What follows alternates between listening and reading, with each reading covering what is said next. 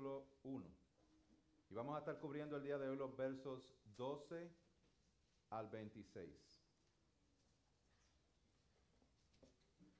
Hechos 1, del 12 al 26.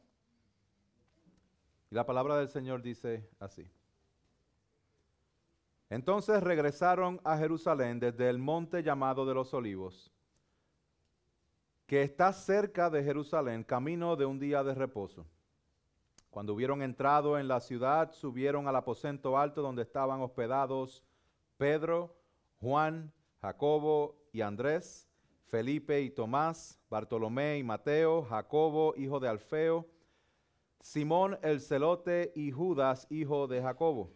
Todos estos estaban unánimes, entregados de continuo a la oración junto con las mujeres y con María, la madre de Jesús, y con los hermanos de él.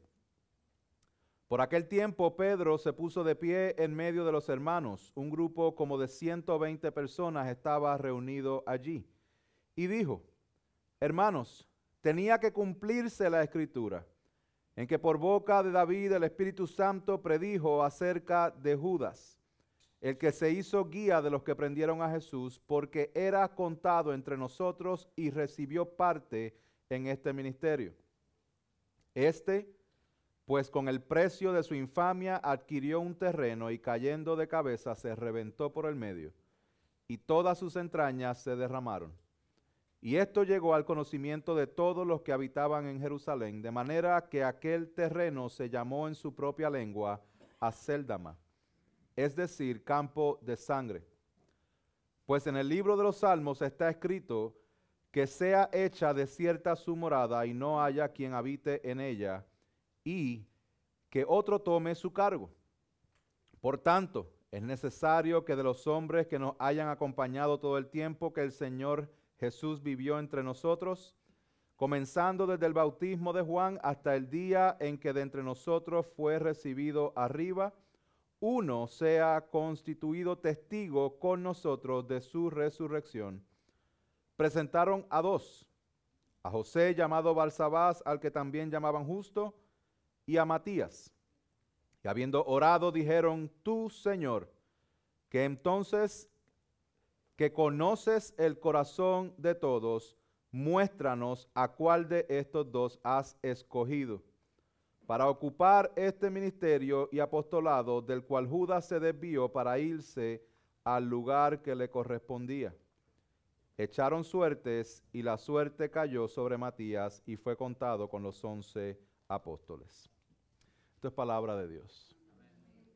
Padre Santo, una vez más, venimos delante de ti para que seas tú dirigiendo esta predicación, este mensaje, y tu Espíritu Santo dando convicción, convencimiento a cada uno de nuestros corazones. Que tu nombre sea exaltado, Padre, en el nombre de Jesús. Amén.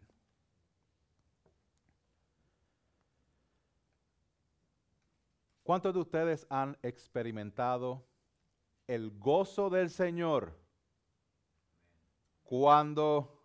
No había terminado. Gloria a Dios que lo hemos experimentado. Pero ¿cuántos de ustedes han experimentado el gozo del Señor cuando usted llama a atender un asunto importante y la operadora le contesta: lo voy a poner en espera? Y usted bien amablemente dice: sí, no hay problema. Su gozo está en high. Pero después de 5 minutos, usted sigue en espera. Y cuando se da cuenta, ya han pasado 10 minutos y el gozo se está disipando. Y han pasado 15 minutos hasta que alguien por fin le contesta y le dice: sí, ¿en qué le puedo ayudar? Y usted con muchas ansias le dice: tengo esta situación y necesito que alguien me resuelva. Y esa persona le dice: permítame un segundito mientras le transfiero. Y otra vez lo ponen en espera. ¿Cuántos de ustedes han pasado por esa situación que se ha vuelto tan común en nuestros días y que realmente pone a prueba realmente nuestro cristianismo muchas veces? Lo digo más en tono de broma, porque creo que todos somos tentados a pensar como antes cuando nos encontramos en estas situaciones, porque a nadie le gusta esperar. A nadie le gusta ir al DMV. A nadie le gusta ir a estas oficinas de gobierno que se tardan un montón. A nadie le gusta la espera, por eso fue que inventaron el microondas. Porque queremos las cosas rápido. Por eso es que la gente va a los fast food. Queremos las cosas ya. No nos gusta el proceso, no nos gusta la espera. El día de hoy vamos a estar hablando de este tema, no necesariamente de los microondas ni de los McDonald's. Vamos a estar hablando de estar unánimes en la espera. Hablamos hace una semana, cuando comenzamos a predicar sobre el libro de los Hechos, de que este libro de los Hechos es la segunda parte del libro de Lucas. Lucas escribe este evangelio y continúa en este segundo tomo, explicándole a Teófilo las cosas que Jesús comenzó a hacer en Lucas y por consiguiente lo que Jesús resucitado continúa haciendo por medio de la iglesia. Esto fue lo que vimos la semana pasada, de que el reino del Cristo resucitado fue inaugurado. Ya comenzó. Ahora, todavía no se ha materializado por completo. Estamos en el ya, pero todavía no. ¿Por qué? Porque Cristo ya murió. En Cristo tenemos victoria hoy. Pero en esta carne todavía nos falta un proceso, un poquito más de tiempo en lo que el reino de Dios es consumado y estamos completamente delante de la presencia de Dios, sin más llanto, sin más dolor, sin más sufrimiento, sin nada de lo que la carne nos perjudica. Estamos en un tiempo de espera ahora mismo, hermanos. Y ahora mismo estamos específicamente entrando en este verso 12, donde los discípulos, luego de ver a Cristo ascender, en el verso 9 al 11 del primer capítulo, ellos habían recibido una instrucción específica de que fueran a Jerusalén y esperen. Cualquiera diría de que Jesús resucita, es ascendido y ok, ya estamos listos, ¿qué es lo próximo? ¿Verdad? Mas sin embargo, Jesús les dice, váyanse a Jerusalén y esperen. Váyanse al cuarto de espera. Esto es lo que sucede aquí. Están los discípulos en el cuarto de espera. En este mensaje, el propósito y la oración es para que Dios nos muestre y nos ayude a ver cómo luce la vida de una persona que está en espera. Yo no sé usted, hermano, pero yo estoy esperando que Cristo venga. Nosotros estamos a la espera de que nosotros seamos llevados a la presencia de Dios por una eternidad. Estamos en cierto tipo de espera. Algunos están en otro tipo de espera, en algo específico de su vida cotidiana, y también les va a ayudar este mensaje. Porque vamos a ver en los discípulos las características que ellos mostraron en el salón de espera. Lo primero que nosotros vemos en el verso 14, antes de ir parte por parte, bienvenidos a los que nos visitan por primera vez. Nuestra tendencia es predicar verso por verso la palabra de Dios y eso es lo que hacemos domingo tras domingo. Eso nos alegra mucho que estén aquí con nosotros. Verso 14 dice específicamente que todos estaban unánimes. Y déjame describir esta palabra unánimes.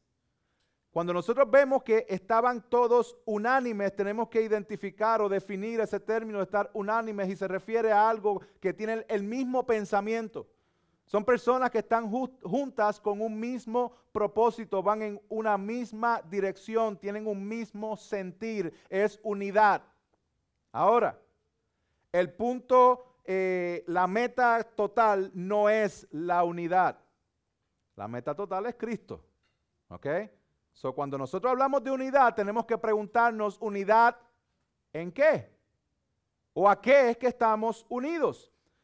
Jesús mismo oró al Padre en Juan 17 y nos habla acerca de esta unidad. Él dijo, mas no ruego solo por esto, sino también por los que han de creer en mí por la palabra de ellos. No solamente por esto los discípulos, sino los que han de creer en mí por la palabra de ellos. Ahí nos aplica a todos los creyentes de hoy día. Para que todos sean uno. Como tú, oh Padre, estás en mí y yo en ti, que también ellos estén en nosotros para que el mundo crea que tú me enviaste. La gloria que me diste les he dado para que sean uno, así como nosotros somos uno. Yo en ellos y tú en mí, para que sean perfeccionados en unidad, para que el mundo sepa que tú me enviaste y que los amaste tal como me has amado a mí. Hermanos, la verdadera unidad del creyente, la verdadera unidad del creyente es en Cristo. Es la obra que Él completó.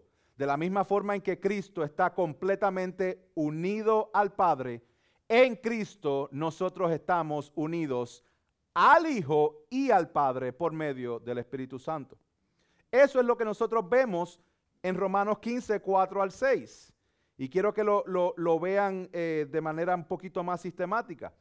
Dice Romanos 15, 4 al 6, porque todo lo que fue escrito en tiempos pasados para nuestra enseñanza fue escrito, a fin de que por medio de la paciencia y del consuelo de las Escrituras tengamos esperanza. ¿Dónde encontramos esa unidad? En las Escrituras. Verso número 5 dice, y que el Dios de la paciencia y del consuelo os conceda tener el mismo sentir los unos para con los otros conforme a Jesucristo. ¿De dónde viene la unanimidad, la unidad? De Dios mismo. Dios lo conceda que nosotros pudiéramos estar unidos en Cristo. Y el verso 6 dice, para que unánimes a una voz glorifiquéis al Dios y Padre de nuestro Señor Jesucristo. So, aquí vemos la base, la esencia, los fundamentos, los pilares de lo que es la unidad en Cristo. La encontramos en las Escrituras, proviene de Dios y la razón de ser es para su gloria. ¿Tenemos eso claro? Ok, ¿quién estaba unánime y quién estaba unido en este aposento alto, en este verso que vimos ahí? Bueno, primero vemos que estaba Pedro, Juan, Jacobo, Andrés, Felipe, Tomás, Bartolomeo, Mateo, Jacobo, hijo de Alfeo, Simón el Celote y Judas, hijo de Jacobo. So estaban los 11 discípulos restantes porque ya Judas se había suicidado y hay un retrato gráfico en este verso que acabamos de leer. So, algo bien interesante, que la unidad de la cual Cristo está hablando aquí la empieza a manifestar con un grupo de personas que son totalmente diferentes. Mírese alrededor, cuán diferentes somos los unos de los otros. Unos altos, otros bajitos, otros más llenitos, otros más flaquitos, otros de México, otros de Santo Domingo, otros de Puerto Rico, otros de Estados Unidos, otros de Guatemala, otros de El Salvador. Hablamos así, unos dicen la R, otros se la comen como yo, ¿verdad? So, somos diferentes, pero a mí lo que me une a usted no es que soy hispano o latino. A mí lo que me une a usted no es que hablo español. Lo que me une a usted es que soy un pecador lavado por la sangre de Cristo. Cristo es la esencia de nuestra unión y lo vemos en los discípulos. Algo bien interesante que nosotros vemos aquí es que Jesús se encarga de llamar a dos personajes bien interesantes y solamente voy a traer este ejemplo. La idea de traer a Mateo y decirle a Mateo, ven, sígueme, y la idea de traer a Simón el Celote y decirle, ven y sígueme. ¿Por qué? Porque son personas no solamente que eran diferentes, sino que eran enemigos el uno del otro.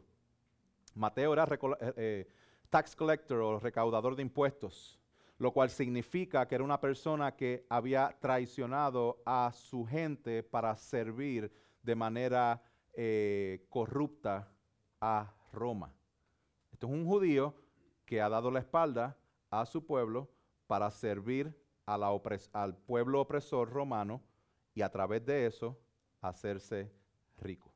Una persona que ha extorsionado a su propia gente para esa persona poder crecer. Esa era la característica principal de los recaudadores de impuestos y debido a la opresión que existía en ese tiempo, había lo que era lo que hoy día se pudiera conocer como la izquierda o la resistencia a estos reinos opresores y era Simón el Celote. Los celotes eran personas que directamente estaban en guerra o estaban en completa rebelión a la opresión de el imperio romano. Y Dios, en su misericordia, en su Hijo Jesucristo, le place unir dentro de su cuerpo de 12 discípulos a un recaudador de impuestos y a un celote, diciendo: lo que te identifica a ti no es tu corrupción y tu extorsión hacia la gente, lo que te identifica a ti no es la causa tuya de aparente justicia, lo que los va a identificar de ahora en adelante soy yo.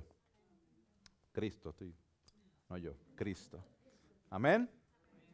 ¿Quiénes estaban allí? Los 12 discípulos. ¿Quién más estaban allí? Estaban allí las mujeres.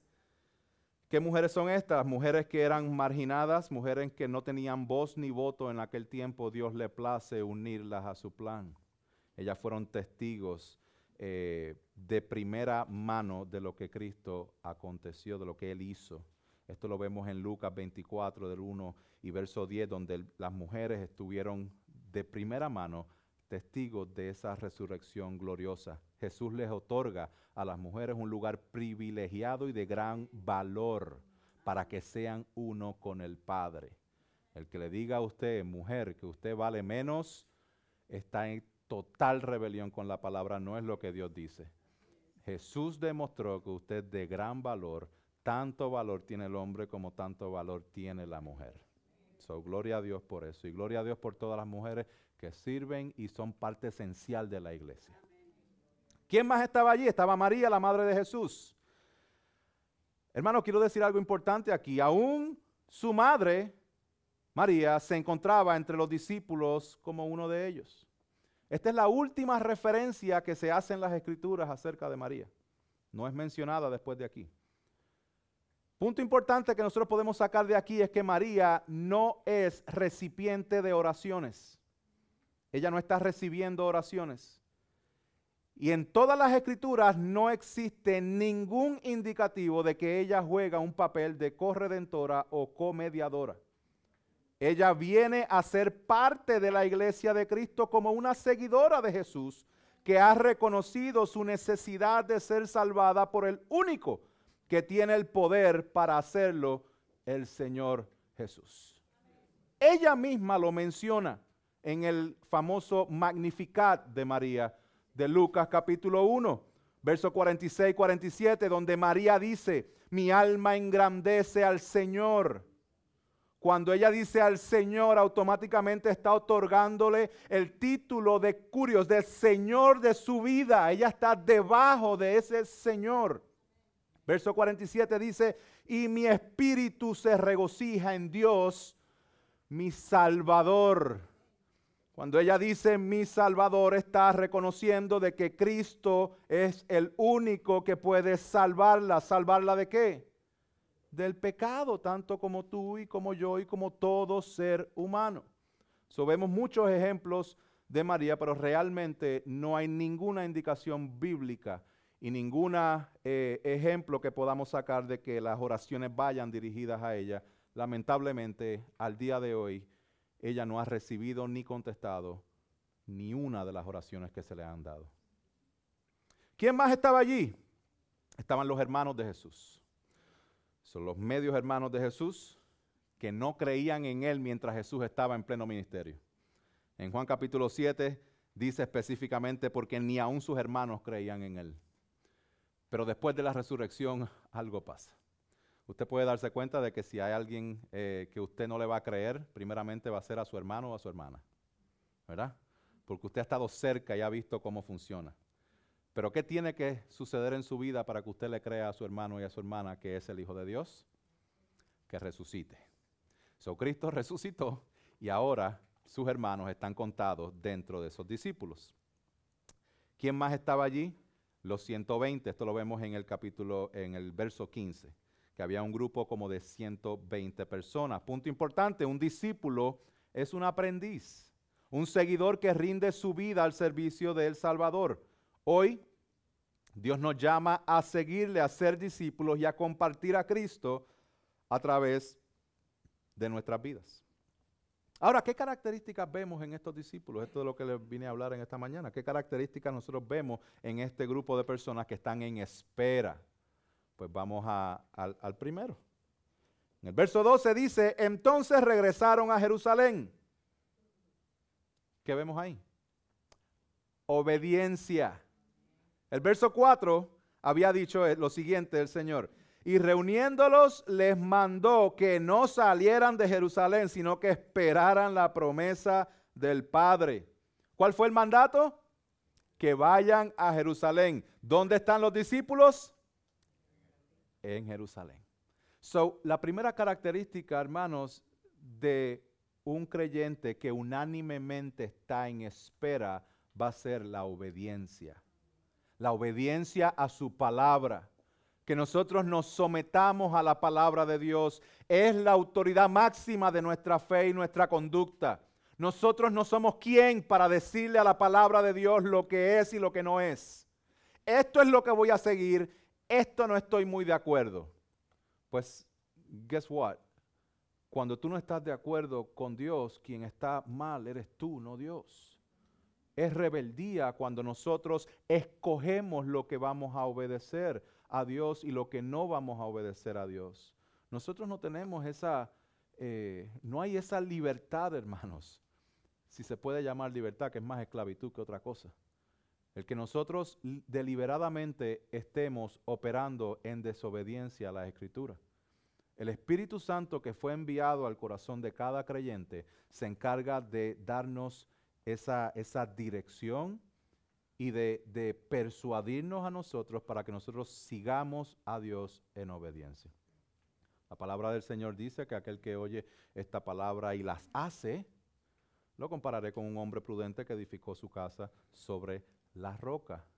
Por el contrario, el que oye estas palabras y no las hace, lo compararán con un hombre que edificó sobre la arena.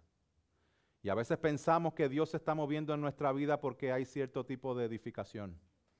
Porque se está construyendo algo y decimos, pero mira para allá qué clase de edificio hemos construido. No se trata de lo que puedes construir, se trata de en dónde lo estás construyendo. Y en dónde lo estás construyendo, la esencia y la base es la obediencia a la palabra de Dios. No nos confundamos, hermanos. La palabra de Dios demanda que nosotros seamos obedientes. La obediencia a Dios nunca ha sido opcional, es mandatoria. Primera de Juan 2, 3, 4 dice, y en esto sabemos que hemos llegado a conocerle si guardamos sus mandamientos. El que dice yo he llegado a conocerle y no guarda sus mandamientos es un mentiroso y la verdad no está en él. Hermano, ¿de qué manera en tu vida estás dando como una opción a lo que Dios te ha mandado como un mandato? Primera característica es unánimes en obediencia. Pasamos a la segunda, es unánimes en gozo y adoración. Porque una cosa es obedecer y otra cosa es obedecer con los motivos correctos. Ustedes todos, yo creo que los que son padres aquí, pueden dar testimonio de esto, de que cuando sus hijos hacen las cosas pero lo hacen de mala gana, no produce ningún tipo de satisfacción a usted. ¿Cierto? Cuando usted le manda a su hijo a hacer algo y su hijo va y tira las cosas y cierra la puerta y la azota y el hijo se lleva un regaño, ¿verdad que sí? No es solamente la obediencia, es la forma en que obedecemos. Si nosotros vamos a estar obedeciendo a Dios con las muelas de atrás, si vamos a estar obedeciendo a Dios como que voy a tener que hacer esto porque Dios lo dice en su palabra, déjame decirte que es cuestión de tiempo para que empieces en desobediencia. Porque si no estás obedeciendo a Dios en gozo, hay algo del Señor que no has entendido y hay algo de tu pecado que no has entendido tampoco. Cuando nosotros obedecemos con gozo. Esto es lo que nos muestran los discípulos. Al final de Lucas capítulo 24, dice versos 52 y versos 53, ¿a dónde fue que se les mandó a ir a los discípulos? A Jerusalén. Mira lo que dice cuando ellos iban a Jerusalén. Ellos, después de adorarle, regresaron a Jerusalén con gran gozo y estaban siempre en el templo alabando a Dios. Hermano, que nuestra obediencia sea manifiesta con gozo. Que la gente pueda ver que nosotros nos deleitamos en someter y humillar nuestras vidas a la palabra de Dios, porque el mayor gozo que usted puede experimentar es la obediencia a Dios. No se confunda. A veces queremos obedecer para que llegue la obediencia. Sí, porque si obedeces, Dios te va a bendecir. Sí, of course. Si tú eres obediente a la palabra de Dios Dios nos dijo que hiciéramos ciertas cosas porque nos conviene, nos beneficia. Dios es bueno y quiere lo mejor para nosotros. Sí, es cierto, cuando obedecemos hay bendición. Pero entendamos algo aún más profundo. La bendición está en obedecer. No es que obedecemos para recibir bendición, sino que obedecemos porque obedecerle es una bendición. Ustedes sabían que nosotros, bueno, lo tienen que saber, somos creyentes en Cristo, que estábamos antes muertos en nuestros delitos y pecados, pero nosotros muertos en nuestros delitos y pecados, imposibilitados de hacer la voluntad de Dios, Él nos ha dado de su Espíritu Santo para que entonces nosotros podamos adorarle y podamos obedecer lo que Él manda. Sin Él no podemos obedecerle. Y Dios le ha placido que podamos obedecerle. Obedecer a Dios es la bendición. Tercera característica, y aquí vamos al verso 14, dice, entregados de continuo en la oración. Esto es lo que caracteriza a los creyentes, a los discípulos que estaban en espera. Lo dice en Hechos capítulo 2, 42. Se dedicaban continuamente a la enseñanza de los apóstoles, comunión, partimiento del pan y la oración. Romanos 12, 11 y 12 también lo dice, que estaban dedicados a la oración. Efesios 6, 18 dice, con toda oración y súplica, orad en todo tiempo. Colosenses 4, 2, perseverad en la oración. Hermano, un cristiano que no ora es un cristiano que está muriendo. Es importante que entendamos la importancia de la oración como herramienta y bendición de poder comunicarnos con Dios y estar nosotros en total sintonía de Él. J.C. Ryle dijo lo siguiente: dime cuáles son las oraciones de un hombre y te diré cuál es el estado de su alma. La oración es el pulso espiritual de un creyente. Charles Spurgeon lo dijo de esta forma: ¿no sientes el deseo ni la necesidad de hacerle peticiones a Dios? Entonces, que Dios, en su inmensa misericordia, exponga tus miserias. Porque un alma sin oración es un alma sin Cristo. Uno más.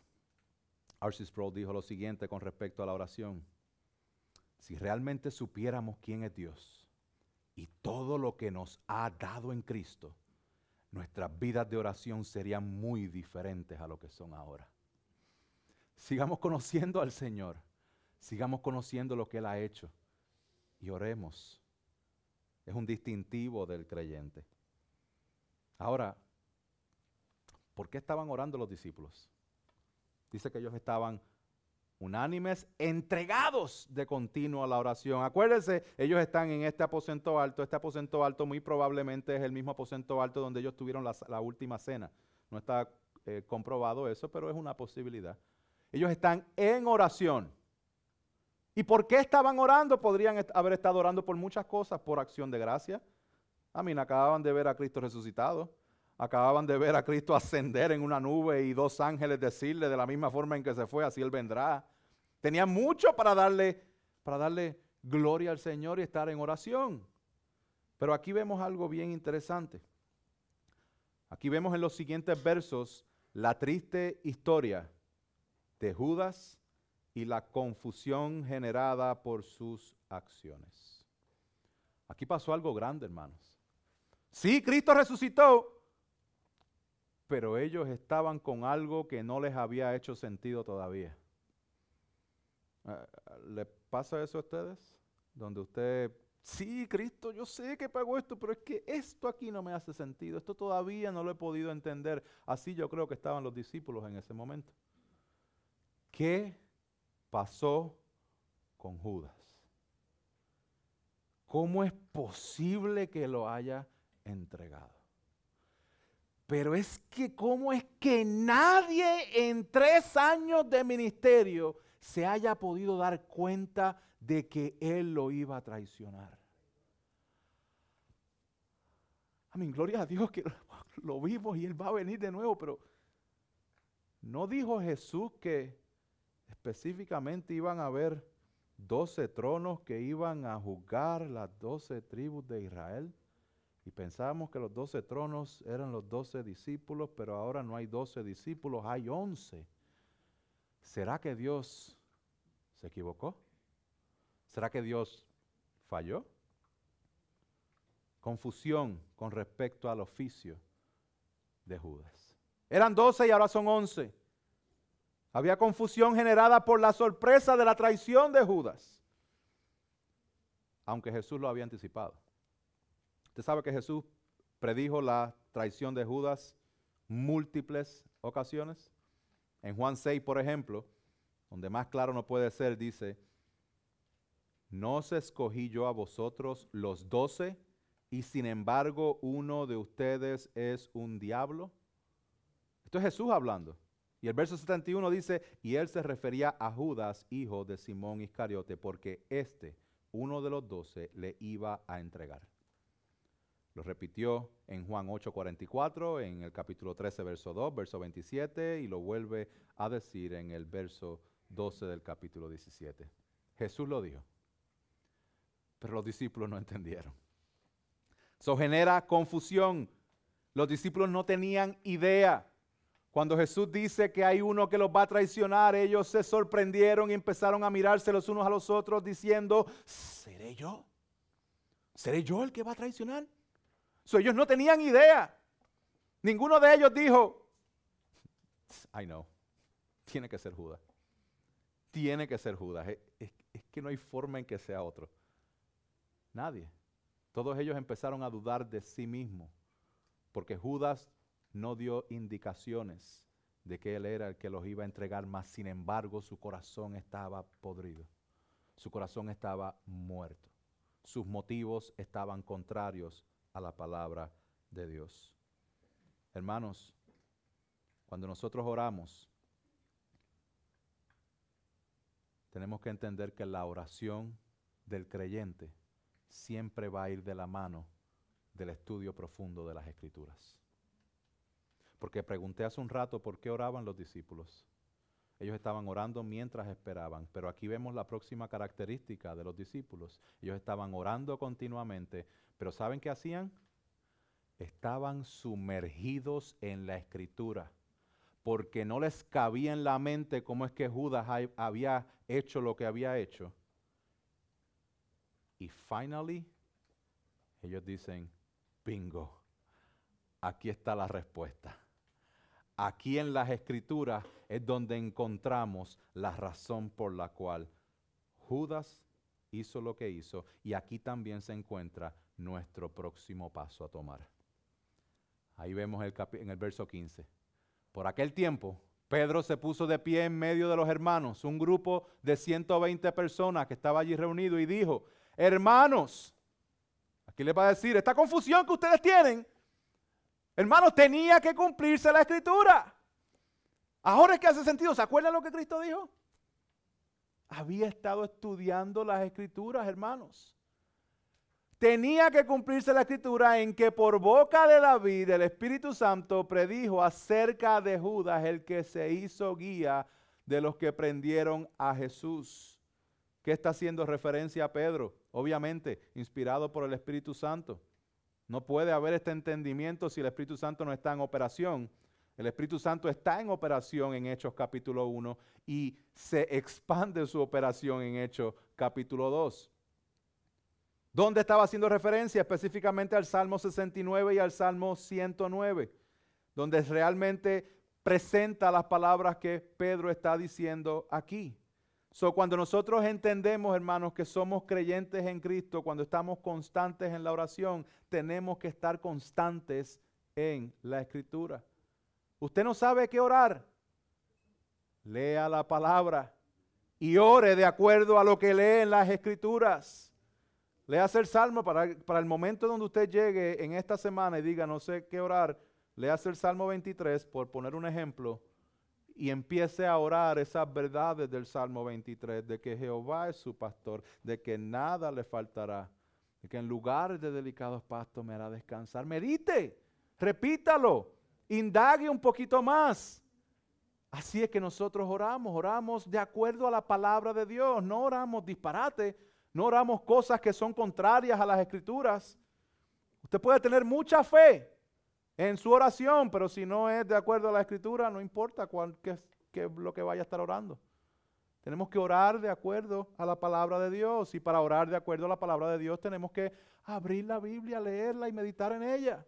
Que sea una constancia en nuestra vida. ¿Por qué? Porque la palabra no es lo que significa para ti y lo que significa para aquel. La palabra es lo que significa para Dios. Él tiene una intención específica con su palabra. Por eso el apóstol Pedro dijo, entendiendo primero esto, que ninguna profecía de la Escritura es de interpretación privada. Ahora, seguimos adelantándonos en este mensaje porque aquí vemos una alerta bien importante.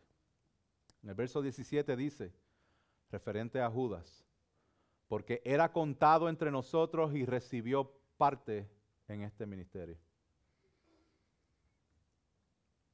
Alerta. Alerta, hermanos. Nadie se dio cuenta de que él era el traidor. A lo mejor ni Judas mismo se dio cuenta que él era el traidor.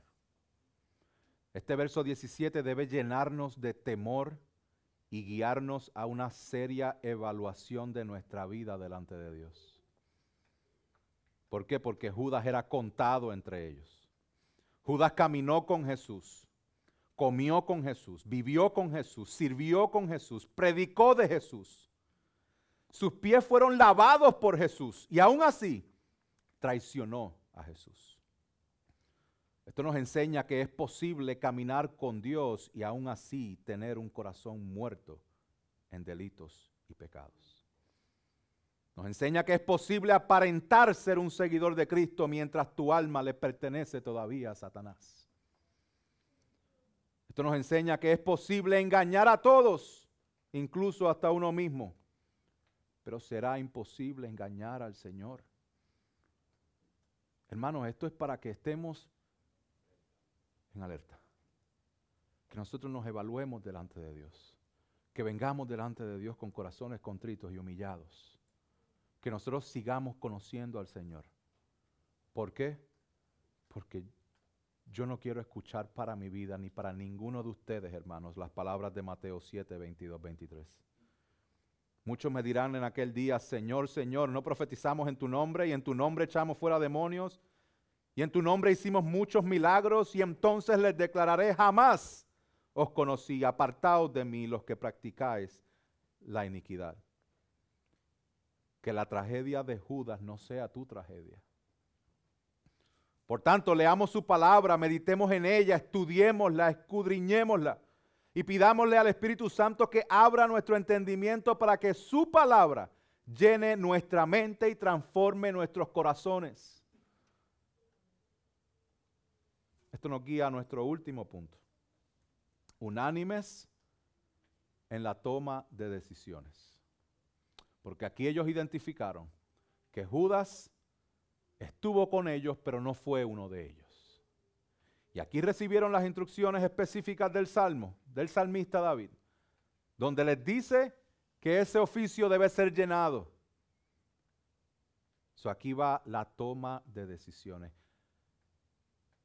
Verso 21 dice, por tanto, es necesario que de los hombres que nos han acompañado todo el tiempo que el Señor vivió entre nosotros, comenzando desde el bautismo de Juan hasta el día que de entre nosotros fue recibido arriba, uno sea constituido testigo con nosotros de su resurrección. Presentaron a dos, a José, llamado Barsabás, al que también llamaban Justo. Tiene más nombre que nosotros, que tenemos dos apellidos, dos nombres. Y a Matías. Y habiendo orado dijeron, tú, Señor, que conoces el corazón de todos, muéstranos a cuál de estos dos has escogido para ocupar este ministerio y apostolado del cual Judas se desvió para irse al lugar que le correspondía. Judas no se fue a donde se fue por error, se fue al lugar donde le correspondía. Dice que echaron suertes y la suerte cayó sobre Matías y fue contado con los 11 apóstoles. Y ahora mismo yo estoy seguro que usted tiene un signo de pregunta en su cabeza. ¿Cómo que echaron suerte? ¿Qué es eso? So, esta última característica que nosotros vemos en los discípulos que están en espera es que ellos están unánimes en la toma de decisiones. Uno se ha constituido testigo con nosotros de su resurrección. ¿Qué es lo que ellos hacen? Veamos el proceso. Porque es lamentable, hermanos, y tengo que sincerarme con ustedes y tengo que darles la alerta también. Es lamentable de que muchas veces como creyentes, nuestra toma de decisiones en nuestra vida diaria es tan contraria a las Escrituras. Somos creyentes, venimos a la iglesia, servimos a Dios, pero constantemente Dios no es parte de nuestra toma de decisiones. Tomamos decisiones sencillas y decisiones complicadas por impulsos, por emociones y por lo que me conviene a mí. Si esto me va a ayudar, lo hago. Si esto me beneficia, lo hago. Pero la gran mayor parte del tiempo no nos hacemos la pregunta, ¿cómo esta decisión va a impactar mi crecimiento espiritual? ¿Usted tiene que tomar decisiones? Me imagino que sí. La vida se trata de tomar decisiones una y otra vez. Ahora mismo las decisiones que tengas al frente tuyo son decisiones que debes hacerte la pregunta, ¿cómo esta decisión va a afectar mi crecimiento o mi caída espiritual? ¿Esto me ayuda o no me ayuda a acercarme a Cristo? ¿Esto le da gloria a Dios o esto simplemente expande mi reino aquí en la tierra? Son preguntas que tenemos que hacernos que muchas veces no son parte de nuestra vida diaria, no son parte de nuestra toma de decisiones, y por eso es que hay muchos creyentes que viven atados todavía a cosas del mundo porque en su toma de decisiones Dios no es considerado. Y después estamos pidiéndole al Señor, Señor, libérame de esto, ayúdame de esto, abre esto. No, son consecuencias de nuestras propias decisiones. ¿Cómo nos enseñan los discípulos? ¿Qué es lo que vimos en ellos? Dice que ellos estaban orando, entraron en las Escrituras para recibir la dirección que necesitaban, para entonces clamar a la soberanía de Dios. Dentro de las decisiones que tú tienes que tomar, es importantísimo que tú hagas la diligencia correspondiente. Edúcate, prepárate. Busca información para que tú puedas tomar una decisión informada. Esto es lo que hicieron los discípulos. Ellos fueron a las Escrituras, ellos oraron y ellos tenían unos requisitos de lo que ellos estaban buscando. Ellos no estaban buscando cualquier cosa. Ellos no pusieron un cartel, un papel diciendo se busca un apóstol en sustitución de Judas. No. Ellos tenían unos requerimientos específicos. ¿Y cuáles eran esos requisitos específicos? Verso 21. Es necesario que de los hombres que nos han acompañado todo el tiempo que el Señor Jesús vivió entre nosotros. Primer requisito, el apóstol número 12 tiene que haber estado con ellos desde el principio del ministerio del Señor Jesús. Está el requisito número 1. Requisito número 2, verso 22. Comenzando desde el bautismo de Juan hasta el día en que de nosotros fue recibido arriba. Tenía que estar desde el principio del bautismo, tenía que estar el día cuando Jesucristo fue ascendido a los cielos. Acuérdense, habían 120 allí y tenían que cumplir estos dos requisitos. Y un tercer requisito, que lo vemos un poquito más adelante en el verso 24, dice, y habiendo orado, tú, Señor, que conoces el corazón de todos, muéstranos a cuál de estos dos has escogido. 3 requisitos: que estuviera desde el principio del ministerio de Jesús, que haya sido testigo de esa resurrección y que Dios mismo lo haya escogido. ¿Por qué les digo esto? Porque nadie cumple esos requisitos el día de hoy.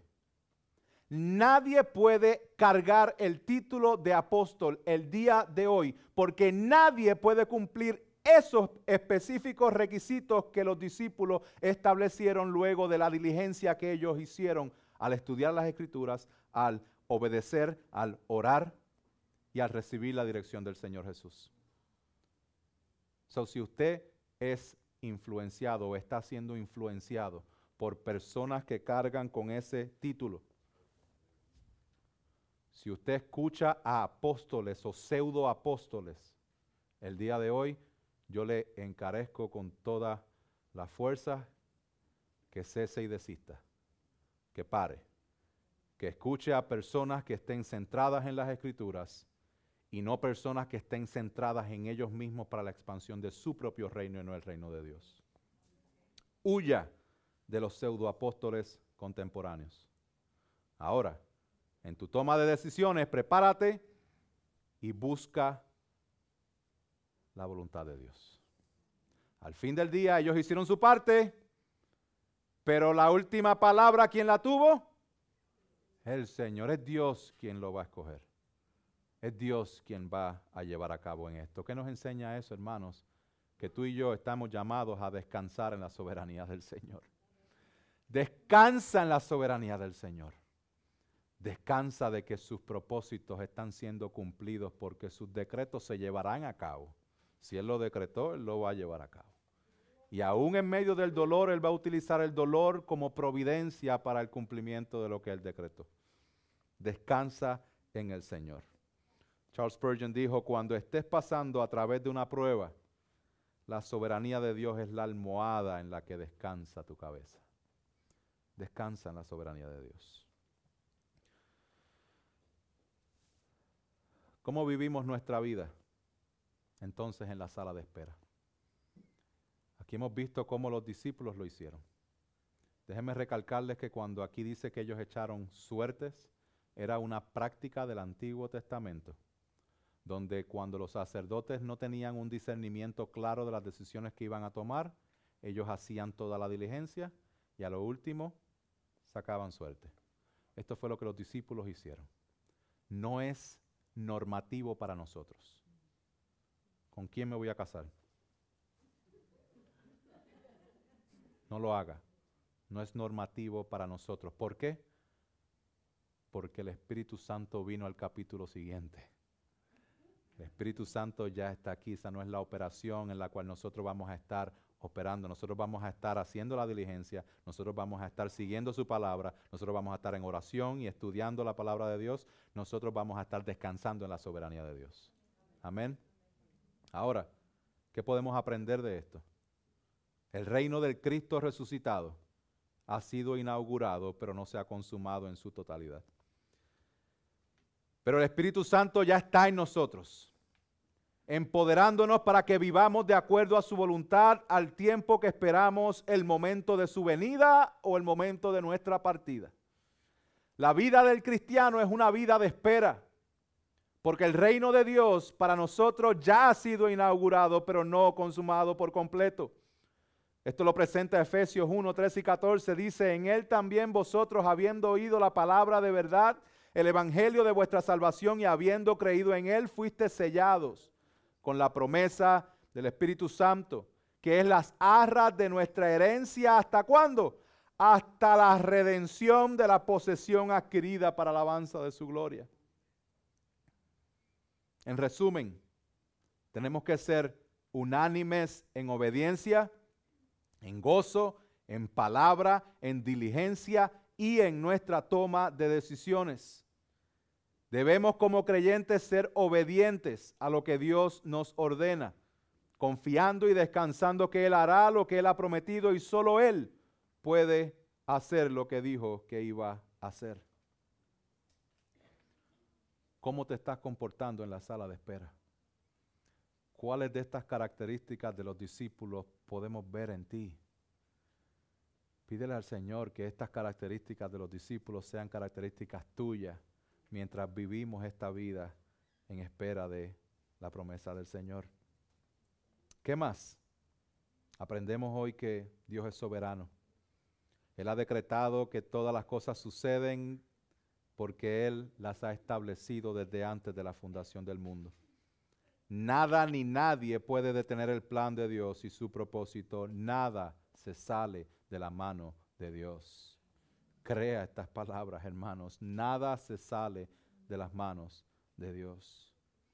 Y una última cosa que aprendemos el día de hoy. Se puede estar cerca de Dios pero a la misma vez estar lejos. Judas vivió con Jesús y estuvo cerca de Jesús, pero estuvo totalmente lejos de Jesús. No seas como Judas. Un predicador dijo, hay algo peor que ser un no creyente. Y es creer que eres creyente cuando en realidad no lo eres. Otro predicador dijo, temo que estamos en una época donde la iglesia, dentro de la iglesia, muchos son como Judas el Iscariote. Vienen a la iglesia, sirven en la iglesia, hablan como los cristianos, cantan, hasta enseñan, hacen de todo, pero están lejos de Dios. Quisiera hacer un llamado el día de hoy. El llamado quiero dividirlo en 3 partes. El primero es un llamado al creyente, a aquel que ha sido lavado por la sangre del Cordero, para que descanses en el Señor, para que sepas que en el tiempo de espera Dios quiere que obedezcas su palabra, que profundices en las Escrituras, que desarrolles tu vida de oración, que lo hagas junto con los hermanos, que hagas la diligencia y que lo incluyas a Él en la toma de decisiones en cada área de tu vida, en cada área. Descansa siempre en el Señor. Segundo, al cristiano de nombre o al cristiano de cartón. ¿Quién es esta persona? Esta persona es la que carga el título de cristiano, que dice que es cristiano, dice que es creyente, mas sin embargo sus frutos demuestran lo contrario. Es la persona que va a la iglesia semana tras semana o acude a la iglesia intermitentemente, pero realmente no hay frutos en su vida que puedan ser validados por la iglesia local. Es la persona que tiene la apariencia, pero realmente odia lo que Dios ama y ama lo que Dios odia. Hermanos, evaluémonos, que no vaya a ser que de aquí salgan personas que estén en el mismo lugar que Judas.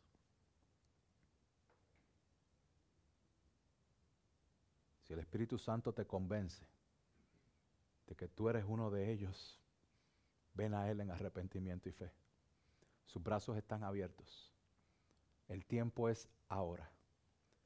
Y hace un rato hablábamos de la toma de decisiones. Y no va a haber una decisión más importante en toda tu vida que la decisión que tú puedas hacer por Cristo Jesús. De darle la espalda al pecado y decidir que Cristo es el Salvador de tu vida. Esta es la decisión que va a impactar tu eternidad por completo. No tomes esto a la ligera, porque al mismo tiempo que ahora esto es un llamado de amor a que vengas al Señor en arrepentimiento y fe. En un futuro estas mismas palabras pueden ser el juicio que te condenan a la eternidad, el castigo eterno. Ven al Señor en arrepentimiento y fe, no juegues con el Señor. Y aquel que es no creyente, que realmente sabe que no ha sido regenerado, que no tiene ni idea de qué se trata esto del cristianismo, déjame explicártelo rápidamente. Dios creó todas las cosas buenas, perfectas. Dios es santo, santo, santo. Pero el ser humano pecó. El ser humano se rebeló en contra de Dios y a partir de lo que sucedió en el jardín del Edén, todo ser humano está en rebeldía con Dios. Por eso pecamos, porque estamos en rebeldía con Dios. Amamos las tinieblas. Dios envió a Jesucristo. Dios envió de Él mismo. Dios se encarnó para vivir de manera perfecta, cumplir los estándares de Dios. Y no solamente eso, sino que se entregó a sí mismo, siendo inocente. Cristo pagó el precio de nuestro pecado.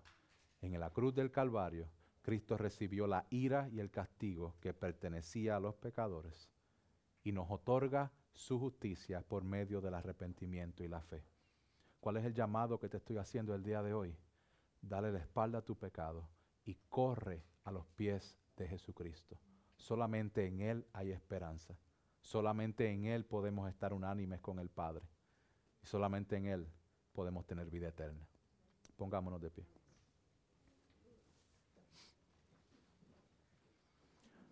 Padre Santo y bueno, tu palabra ha sido expuesta en esta mañana. Y dependemos totalmente de tu Espíritu Santo para que sea transformando los corazones, sea llamando, Señor, de muerte a vida, sea dando fortaleza al que está débil. Dependemos de ti plenamente, Señor. Te damos la gloria y la honra, porque tú has vencido lo que nos vencía a nosotros. Tú has resucitado y tú vas a regresar, Señor. Tú eres nuestra esperanza. Ayúdanos a que nuestros ojos estén puestos en ti. Dale ojos, Señor, al que no tiene. Y dale vida, Señor, al que está muerto. Te damos la gloria y te damos la honra en el nombre poderoso de Jesús. Amén y amén.